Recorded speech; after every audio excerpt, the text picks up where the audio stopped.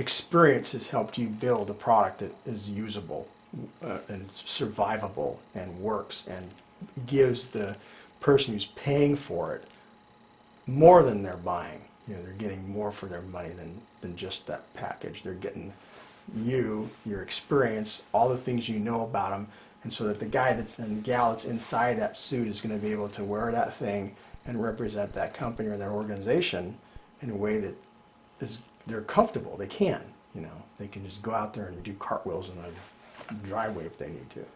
I think my best quality,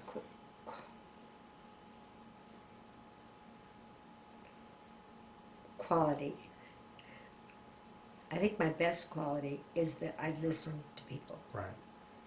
And I start making notes as soon as I pick up the phone, so that I know what it is they want and what it has to do, and I try it and build the costume to suit their needs. Right. From the experience that I've had. 40 years is a long time to be doing anything. So I think most of my best ideas have come to me from my customers. And I think one of the most important things is I listen. And if they have a problem, then I try and figure it out. And in solving their problems, if they say, you know, I have this problem with this mascot, classic, okay. Okay, so tell me this story. So this is a good one. Radio station KFRC, San Francisco, Right. called me, and they wanted a dog in an Elvis costume, and I said, okay, no problem, I can do that. So we sent them renderings, and they approved the renderings, and we went to work on the costume, and then they called me and they said, how's the costume going? And I said, oh, it's coming good. They said, we're so excited about this grand opening, and not grand opening, but our, you know, their introduction to this mascot, because we're going to have him jump out of a plane and land on Pacific Beach. I used to live in San Francisco, Pacific Beach, I think. And I went, whoa, whoa, whoa, whoa, whoa, whoa, whoa, whoa, back up. You're going to have the mascot jump out of a plane? Do you realize that when he jumps out of a plane, because I skydive, his head is going to fly off. The chains, all those Elvis gold chains around him, are going to fly up and hit him in the face. his arms, his hands, everything's just going to go in different areas. I go, okay, now we have to rethink this. Now we have to redo this. Okay, now I know what he's going to do. Okay, so we'll put the strap, you know, under his chin, buckle it on, and that's when we first started buckling the heads on. Little snap, you know. And what we'll do is when he lands, then we'll have him put the cape with the chains on when he lands, because I don't see a way around hitting the chains in the face. Right. So, but we attached the gloves and we attached everything, and we gave him really good visibility so he could see what he was doing. But if he'd had that cape on and jumped out of that, That guy had died. Yeah, not pretty. Jeez. So, but we always, if I don't know my customer, I will find out their application. You know, how are you going to use this? When I'm dealing with hockey teams, I know that they need spats for their boots, you know, and excellent visibility. Have to, you know. And when people are in Arizona and New Mexico and Ohio where it's humid, you know, Houston, Texas, then I have to think, how can I keep these people cool? So it's using different fabrics, it's venting everywhere, it's thinking 110 degrees and humidity. You know, it's not the same thing. I ship costumes to Alaska, no problem. They don't need an ice vest. It's good.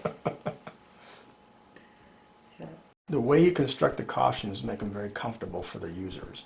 And we had talked about that because that mascot, it's a representative of whoever it is that it's being displayed for. And so the energy that's the energy of the person inside is really reflective of the whole product itself. And so how have you designed those things so that the wearer is able to function? What makes them unique? What makes your product better or unique in that way? Well, Because you know a lot about that. first of all, our head designer used to be a mascot. And we've all been in the costumes. And I have to think ahead for my customers because they see something, they have a concept, and but they're not thinking about the person that's going to wear it, or how they're going to store it, or how it's going to be cleaned. So I have to think about all these things for them. And you have to have good visibility. If you can't see, you're not a good mascot. Especially baseball mascots, because they're up and down the stands, they're all over the fields. They have to see. And it's like, well, Disney's costumes they're practically blind in Disney's costumes, and they have a handler that's beside them, and they'll say, Goofy, little Susie's at your left knee, and he'll go like this, and pat, hi, little Susie.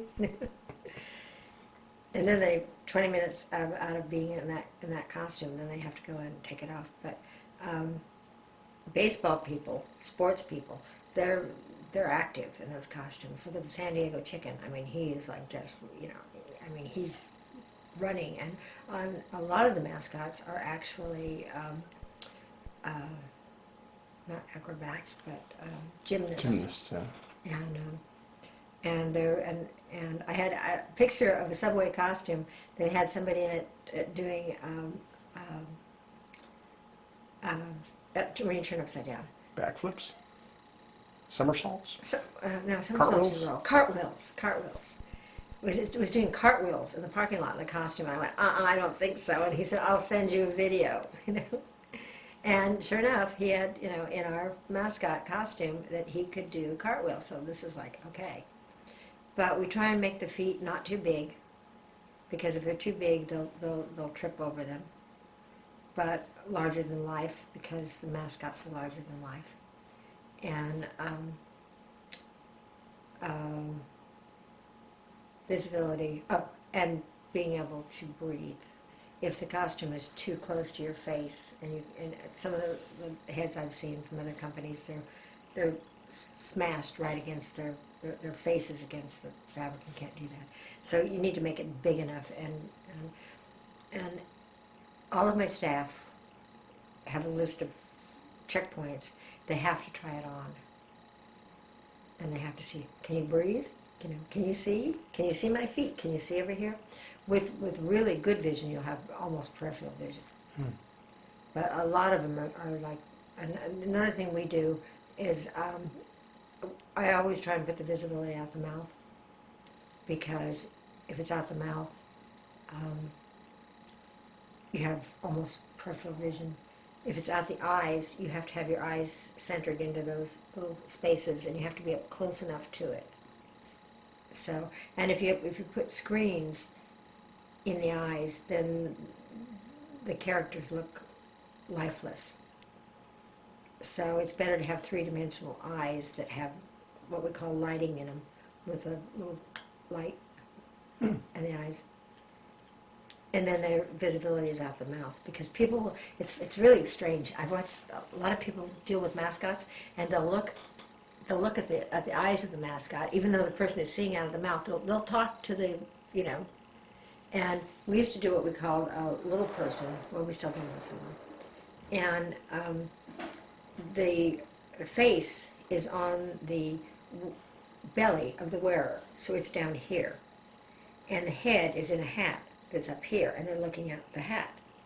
But people will always talk down to the face. They don't realize that there's somebody up there that's like, hi, how you doing? Is it hot in there? You're so cute. Yeah, we're done. Yeah. Well, we're trained to look at eyes when we talk, so. Yeah, even if they're styrofoam. Do you have any idea how many costumes you've made over the years? Not a clue. Better question would be, is there anything I haven't made? Oh, yeah. Aardvark, zebra, once in a while, I'll get something. I go, wow, I haven't done that yet. Okay, but you know, lions, tigers, and bears. Oh my, yeah, lots of them. And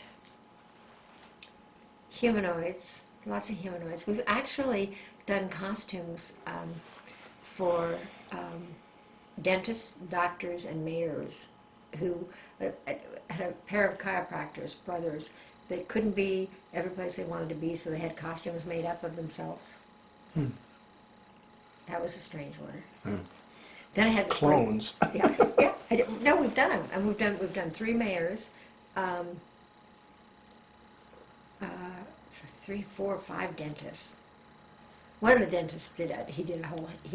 I would have loved to go into his office because he had Mr. Tooth Decay, who was evil and had a black cape, and opened his cape out, and it was full of sugar popsicles, and not popsicles, you know, lollipops and things. Candy.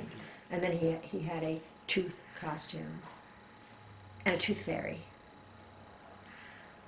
Yeah, I ran a contest once in Santa Cruz when we were back for a tooth fairy. And whoever designed the best tooth fairy, we would make their costume for him. And it turned out to be a guy that we did a purple and pink velvet suit for, with a big tooth crown and a tooth wand. It was cool. And who have you built costumes for? What venues have you crossed with these things? Sports, all sports, Parks and Rec, which I really like dealing with Parks and Rec people because they're cool. Yep. And the food industry. I'm without a doubt the leading costumer in the food industry. I've been doing the pizza show for 30 years. This will be my 31st year of the pizza show. It's a long time. Lots of pizzas, Papa John's, Papa Murphy's, Domino's, Jets, Pizza Inn. Lots of. If you've got a pizza place in your town, I probably did a Mascot for them. And advertising agencies, we just finished 2 avocados for avocados from Chile for an advertising agent. And once in a while I get something really bizarre that, like, just people who don't have anything better to do with their money than to call me. And I did a hot dog costume for a dog. And then a couple of space alien costumes for some people in Washington that wanted to just be out there. So, Well, there's some money in those costumes. You win some of those contests. yeah, I won one once. Yeah. Yeah. Yep. Got a trip to Mexico. There you go. Yep. Did. Jim Henson, Children's Television Workshop, called me a long time ago. It was back in the 80s. And they said, we want to run a Cookie Monster from you. And I went, no, I don't think so, because it's a trademark. And I just went, no. And they said, look, we know you've got them. Ours got lost. It's not going to be there. We need one. And we hear that you've got one that looks like Cookie Monster.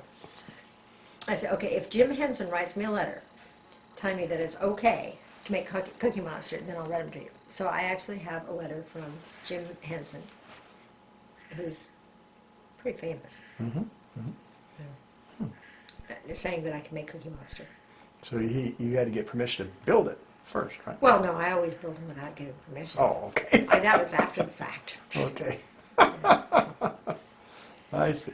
I think we're going to stress that my best ideas come from my customers. Right. I listen to them, because that's what I do. A lot of people don't understand sales. My banker used to say that I could sell